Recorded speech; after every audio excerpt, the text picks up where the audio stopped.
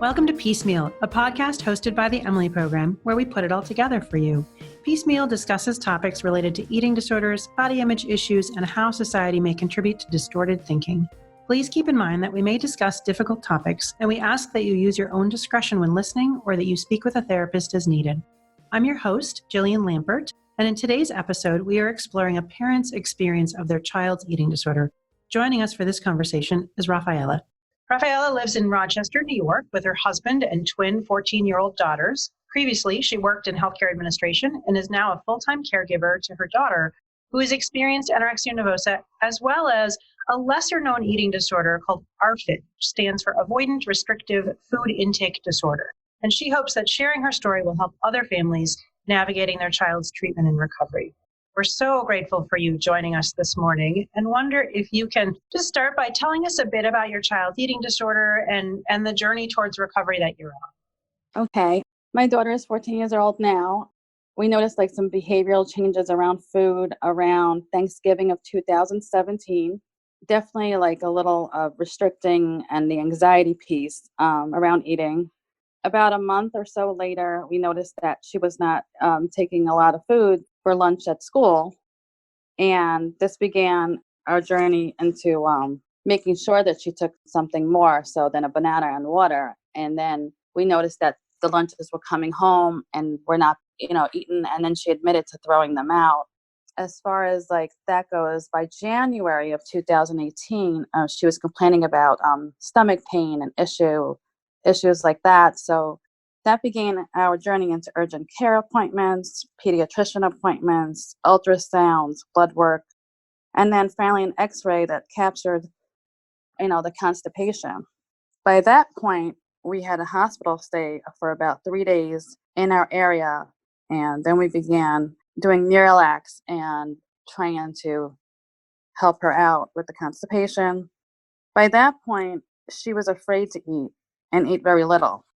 Eventually, along the course of those next 2 or 3 months, we tried to find doctors and we tried to find a GI doctor. And at this point, we really didn't know what we were headed towards. But we, got a referral to a doctor, a pediatric doctor that did some feeding things. But in that journey, in that, navigation, we ended up doing an endoscopy for her. And then we began doing shakes for her. But by the time, you're doing the Miralax and everything and all that, she lost a significant amount of weight and then started not wanting to really eat. And so that was about May of 2018. And by that point, we had heard the word ARFID, which we were trying to educate ourselves and to finding out what that was all about.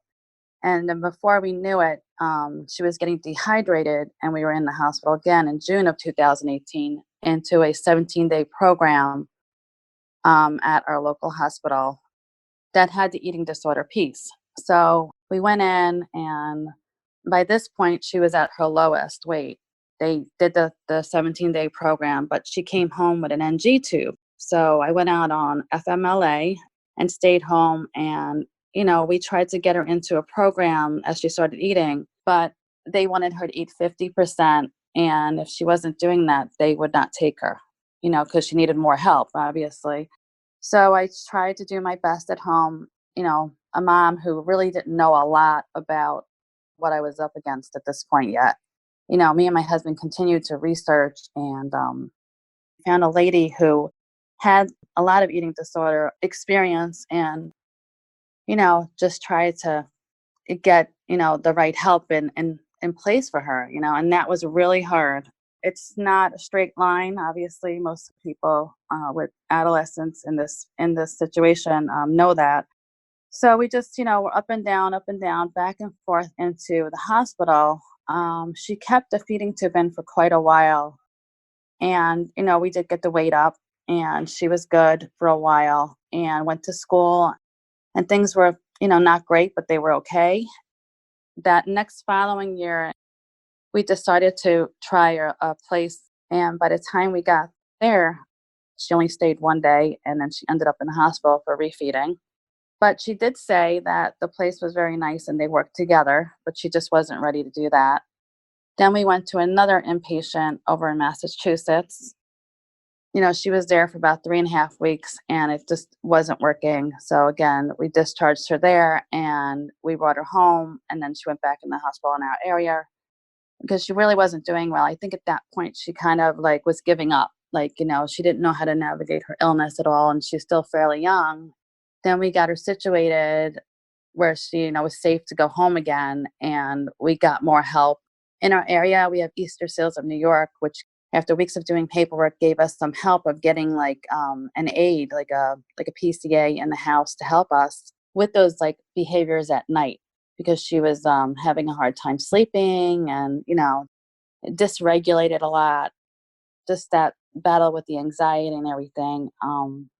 So we had that going on. In the meantime, she was on Alexa Pro, all this time for about 15 months, which really didn't do much. And when they increased it, we got more agitation and more behaviors. So we were talking about, maybe doing something else, but that never came around with the doctors to agree to do that.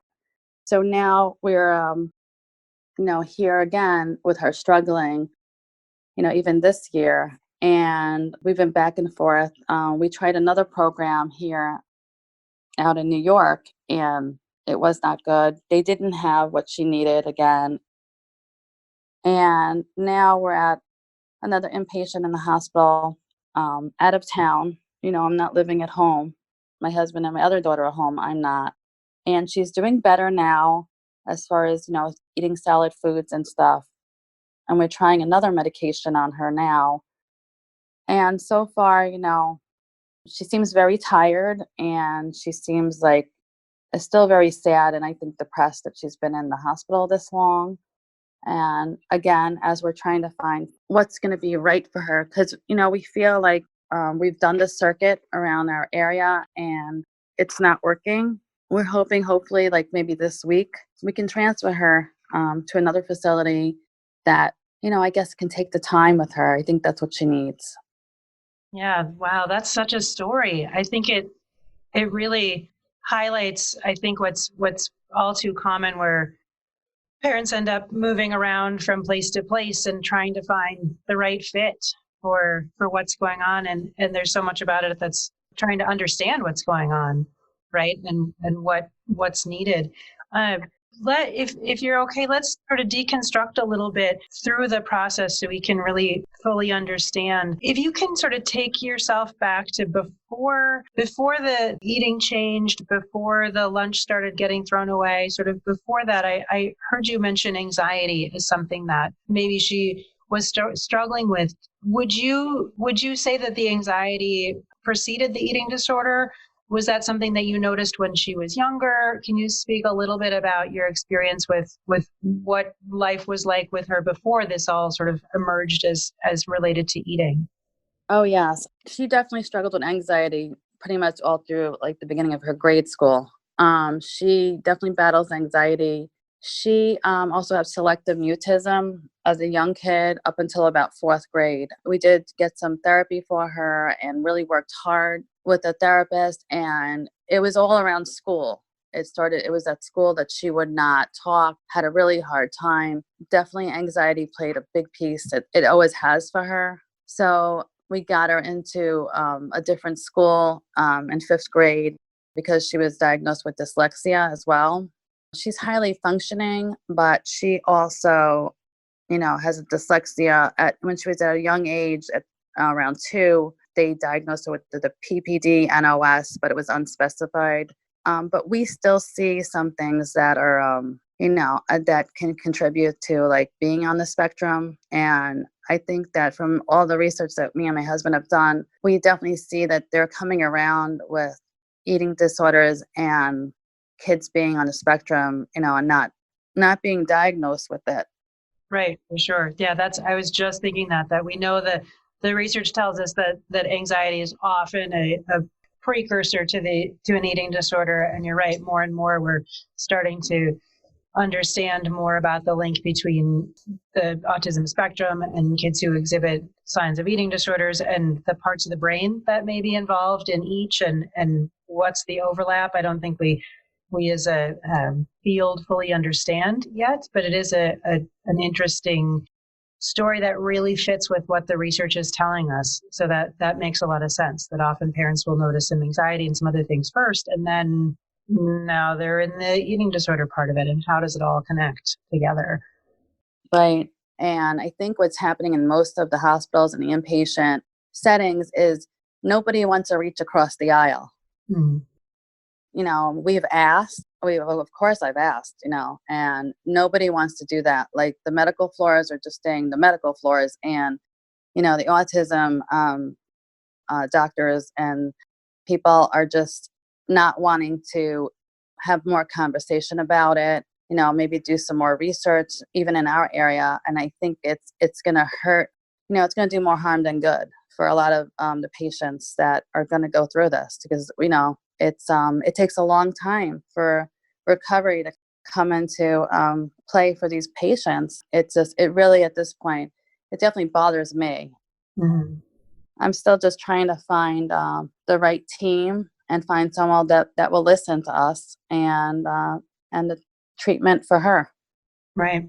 It is a reflection, all too sort of unfortunate reflection of how our sort of mental health world and physical health world for far too long have been separated. But turns out they're actually connected, right? In the human person, they are the same. So I can completely hear your struggle in trying to navigate that. It makes a lot of sense. It strikes me that this has really impacted your life, right? That this has got to have had an enormous impact in your life, in your family life. Can you speak a little bit to that? I think that parents often feel like, the eating disorder and other health conditions show up, and boy, life really takes a turn. Can you speak a little bit to how it's impacted your family? I definitely think that, since we're all separated right now and I'm the one out here, definitely, you feel very isolated yourself from family and friends. Activities are really hard to have when you're traveling back and forth to the hospitals or wherever your adolescent is. The fact that, I'm not working, impacts us financially, and sleeping is sometimes hard because I'm not living at home and with my other child. So that makes it really hard. I feel like I'm missing out on things. So life is not normal for us at all. But I just hold on and I just say, you know what? I take it one day at a time. If anything I've learned with this is, I can't plan for tomorrow yet, but I can do today. And I've had to slow myself down a lot. And that wasn't the kind of person I was before all this. I was very structured and had my routine, and I kind of just stuck to it. But now with the eating disorder, we don't do that, and I don't know, when eventually I can return to finding work. But I definitely think there's something else out there for me.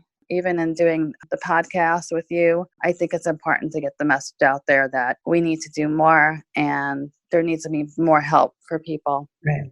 with this illness. Absolutely. We couldn't agree more. There definitely is a lot more help that's needed and a lot more understanding that's needed. Can you speak a little bit about, how did it feel for you to learn about this, add an eating disorder to the other diagnoses that sound like were sort of around before the eating disorder came into the picture?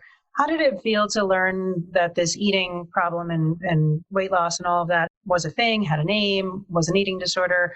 Often parents have significant experience around getting a diagnosis. How was that for you? Yeah, I mean, it took us many months to get a diagnosis. Right away, we didn't know that, we were going to have a diagnosis of ARFID before the anorexia diagnosis. I think that for me and my husband, we were just trying to find help. Like, why is she feeling this way? How can we fix this? And before you know it, you're racing to each appointment, making lots of phone calls and, just trying to follow up. I think you kind of just get in that mindset where your head is like in it and it's spinning around and you're trying to get the help, but it takes so much time. And I felt at one point that we were losing like precious time to get her the help. And then all of a sudden we were in a 17-day program before we knew it. And it was like pretty serious at that point. And her health and her weight and everything were just so compromised, and she was scary to me. All this happened in a matter of a few months of trying to find her some good help, and then we had the diagnosis. I would just say, I was scared. I didn't know what I was up against, and I think by the time she got into that program, I was, of course, doing lots of research and finding out that most medical floors don't have the help that we need. And another thing is like the psychiatric piece, like they'll have psychiatrists, but they don't cross over either. In my case, my daughter had an NG tube, so she could not go over to the psychiatric part of the hospital. She had to stay on the medical side. Again, another barrier. And I think that's another problem is all these barriers. So if you need more help, you can't go this way. You can't go, you have to stay right there. And that's what we found is we felt very stuck. Our kid could not get the other piece. Like it wouldn't, it just doesn't go that way in the medical system. So again, I ask the questions, and sometimes there's not enough funding at certain hospitals to get like, a DBT therapist or a CBT therapist on the floors there to kind of begin the process of what these kids need before they go off to a residential program or do like, if they're well enough, do like an intensive outpatient program or partial hospitalization. I think it's a disorder, and I've often said that it's a disorder for a reason. There is no like straight line, and we really need to look at that piece to get more success and not just keep relapsing on and on and on, or not getting the right help and ending up in all these hospitals on and on. That's where I am in my journey to get her better. Yeah, absolutely. How do you continue to educate yourself? What have you found to be helpful sources of information for you? For me, I read a lot of the psychology peer reviewed items that have already been written for doctors. I've also my husband and I read a lot of the books that are out there. We were also handed a lot of books in the beginning, a few months into our journey, like a Brave Girl Eating, Surviving an Eating Disorder, anorexia and other eating disorders. We read a lot about the family-based therapy, and really tried to find out what really would work with her. But if you don't have it in your area or there's not a lot of people that are certified in it, that also makes it hard. So you have to really try to find something that's going to work. Right. Yep. I think that's a all too common experience where there are some good interventions out there, but they're not always accessible in every area to everybody. There are insurance barriers. There's the barriers you spoke of in terms of the medical system, the way it's constructed. It really is a challenge to find your way through this. I imagine another challenge too is sort of telling other people about it. How do you talk to others, your extended family, friends, school? How do you talk about this experience with other people and try to help them understand and help them be part of the solution? I talk to my daughter's school, of course. I do keep in contact with the nurse there weekly, as she's not there right this minute. I'm just really honest, especially with the nurse at her school. She's seen me go in and out of school for quite a while with my daughter. Nobody really understands, and that's kind of the hard part. You really got to have a lot of patience with people because people are not really educated enough. What I see is even in the high school setting, there's a lot of kids that are struggling, and it's not they're still not educated enough to understand some of the struggles that go on and how the illness works. So I just kind of, tell them how it's going. And I'm a very honest and upfront kind of person. So I don't really sugarcoat too much, but they try to give advice. Some of the people, either who have had people struggling with an eating disorder in the past, but things have definitely changed in our medical system that, even with insurances and how they work. So really, I just kind of just tell them what's going on. And if they understand, great. But otherwise they have a lot of questions, and it's just hard to to kind of navigate all of that and, and have the patience because we're very tired. Sure, of course you are. That makes total sense. Yeah. I I find a similar experience. I travel a lot in my work, and when I say to somebody I'm sitting next to on an airplane or wherever I am that I work in eating disorders, I'm always struck by the response. Sometimes it's, oh, my daughter, husband, sister, brother, son, whatever, has had an eating disorder or is struggling, and we can connect over that. But I'm really struck by people who say something that's, I have to believe, just really uninformed, like, oh, I wish I could get an eating disorder, just for a couple months so I could lose weight. And I think there's such an obsession in our society with weight and appearance and weight loss, and people just don't understand how eating disorders work. They don't understand that they're a mental illness. They don't understand that they're a really complex, multifaceted, brain-based disorder that we're starting to understand more. They don't know all that. They just see the part about eating changing or losing weight or gaining weight or something like that. Hmm. It is Yeah. a lot more education to be done out in the world, isn't there?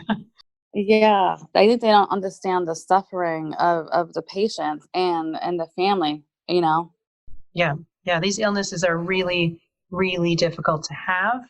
They're really difficult to experience as a family member. They are really very fierce illnesses that we are learning more and more about how to treat them and how to help people recover from them. That's the good news. But they are difficult illnesses to have, and certainly not an illness that anybody would ever choose to get or choose to have.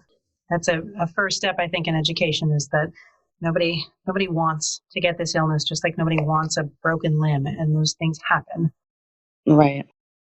What strategies do you find helpful? I loved the comment you made about sort of taking it one day at a time and just taking it as it comes. You can do today, and tomorrow will be there waiting for you. What other strategies do you find helpful in managing this process as you go? I think for me, if I'm having, my own off day, we have to have time to kind of walk away a little bit. Mentally and physically, it is challenging for any mom or dad out there to, spend every day thinking about their kid's eating disorder. I just sometimes have to walk away, even if it's for a couple of hours, an afternoon or anything. You need time to kind of rest your thoughts in your own head and kind of take a little bit for yourself. And they always say self-care. Get your hair done or go get a haircut or take a walk with the dog or and if you need extra sleep then take a nap if you can. And that's kind of what I kind of do for myself. I can't speak for my husband, but that's kind of what I do. I do have to like take a break from time to time. It does get very overwhelming for me. Absolutely. Yeah, of course it does. That makes perfect sense. I think that's a really important point, that it's sort of like put your own oxygen mask on before helping others concept, that you need to take care of yourself so that you can be helpful and take care of your family. And I think that is often difficult to remember in the moment, and also I think people feel like, particularly parents, feel like they want to do everything they can for their kids. Of course they do, and part of doing everything you can is taking good care of yourself and knowing that it's okay. It's okay to step away and take a little break and regroup and find that time for yourself. I'm glad that you can do that. Yes.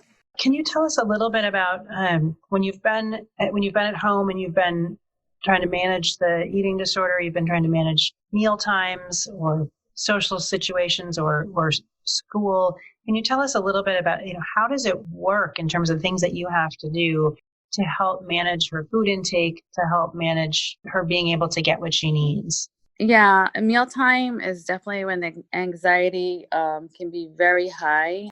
The parents usually have to be in control of the mealtime. So, I'd have to be very good about that because I knew that her anxiety is going to be up around mealtime.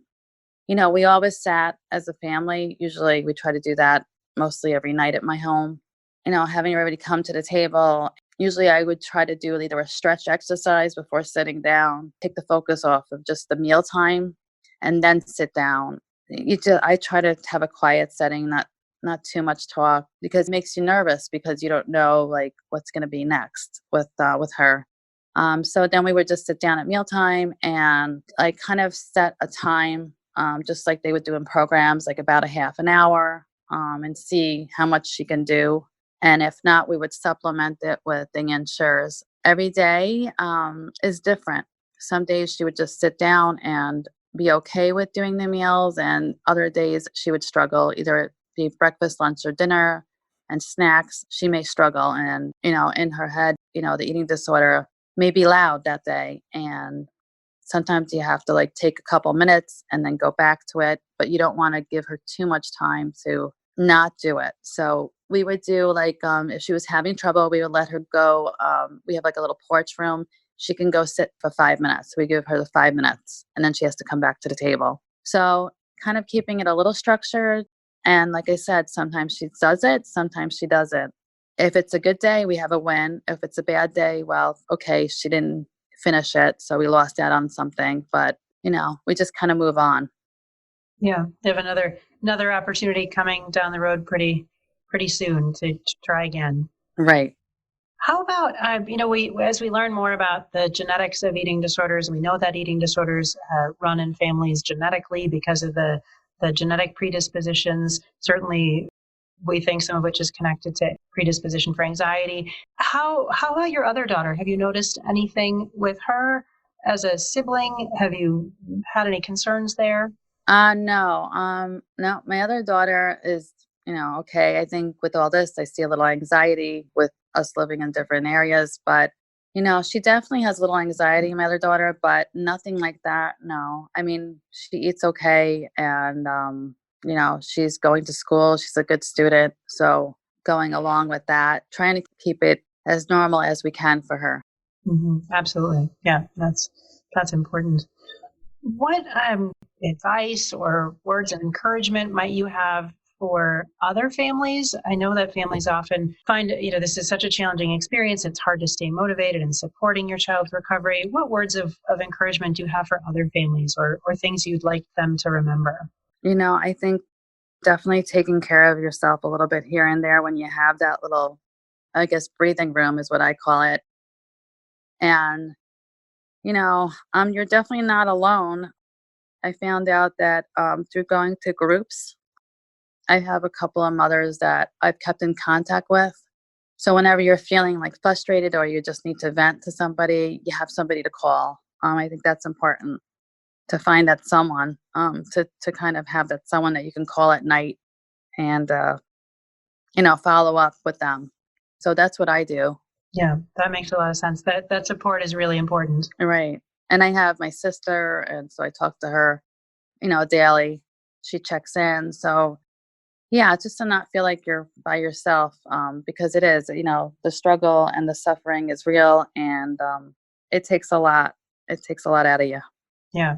These are isolating or can be very isolating kinds of illnesses. So certainly it's important to stay connected. And at the end of February is Eating Disorder Awareness Week. And there's a lot of effort around the country to really increase the awareness of eating disorders and let people know about these illnesses.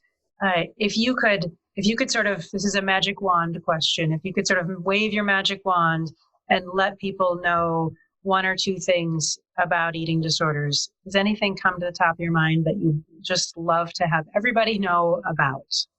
Well, I think I said it before. Recovery is not a straight line, and if you feel like something's not right, don't procrastinate. Follow up with it. I think that finding your role in all of this is another important thing that I've been trying to like wrap my head around. It sounds like you're a strong and really beautiful advocate for your daughter. I think parents often find themselves needing to be a really strong advocate particularly in the healthcare system when there are so many different services involved, different people involved from a physical health side, a mental health side, that I would personally love to see our healthcare system work in a more coordinated fashion in some ways. But I know that parents often find themselves as the connector between all of those and having to be that advocate for their child's care in a way that they never expected to have to do. But it sounds like that's a place that you found a way to use your voice and try to help be an advocate for your daughter to get her what she needs. Yes, yes. It is. It's educating yourself enough to kind of push it. And I think that some of the providers don't like to be pushed, and they don't like to be asked, and they don't like to be challenged. And I definitely think that I've challenged them. And it's not to be, mean. It's just to be like, okay, well, how can we get to the next spot? Because if we don't get to the next step, I just feel like we're just going to be standing in this little box. And, the eating disorder just runs around us. And we're never going to get anywhere. And we're going to have, the same thing kind of happen over and over and over again. I just feel like it definitely has to change. I'm only one person, but I definitely feel if there's more people out there that even providers or whatever that are willing to do some more work and getting it to that spot where we can have like a combined system, I think it would be helpful. Yeah, we have a way we think about treatment here at the Emily program that we use the three-legged stool concept, that the three legs of the stool are the first leg is obviously the evidence-based interventions, the treatment we know should be deployed. That's a really important leg of the stool. Another really critical leg of the stool is the family and the client. What works for each person, and what perspective do families bring? The clinicians know the treatment in many situations. They know the treatment really, really well. Parents know their kids really, really well, and together that would be a great way to combine. And then to combine it with the third leg of the stool is really everybody's clinical experience. There's things you learn, skills you have in deploying treatment, your clinical experience in taking care of lots of people with that experience, but really then valuing that third leg of the family and the client experience so that they can all work together, because that's the way it works best, is when we can take those three elements and put them together. So I hear some of that in your story. You know your child, and you want providers who know their stuff and can base it on the evidence that's out there. And if you can put those three pieces together, hopefully things can move ahead. Right. Is there anything else you would add that we haven't talked about that you feel like is important to say, given your experience? I think that as parents go, I think, we just have to keep following up weekly, because if you don't, things don't get done. And it's a very much, you feel like you're hurrying up and then you wait. So I think that parents need to like really follow up, especially like if they're in like a crisis mode, and it depends on your area, the resources in your area. But I think you just have to be, you definitely have to be your own advocate for your own adolescent or adult child, and to just keep this thing, navigated in a sense that you get the treatment and you find the right people to help. Yep. We also know from the genetics that eating disorders, people who get eating disorders often also have temperament traits of tenacity and persistence. And it sounds like you have those traits, which are a really critical piece in getting through this. So thank you so much for sharing your story with us today, Raffaela. If you enjoyed today's episode, please subscribe, rate, or leave us a review on Apple Podcast or wherever you listen. If you'd like to learn more about the Emily program and what we do, visit emilyprogram.com. You can also find us on Facebook, Twitter, and Instagram, all at Emily Program. Piecemeal is produced by Angie Mitchell and Nancy Linden, with music by Dan Forkey. Thanks for listening.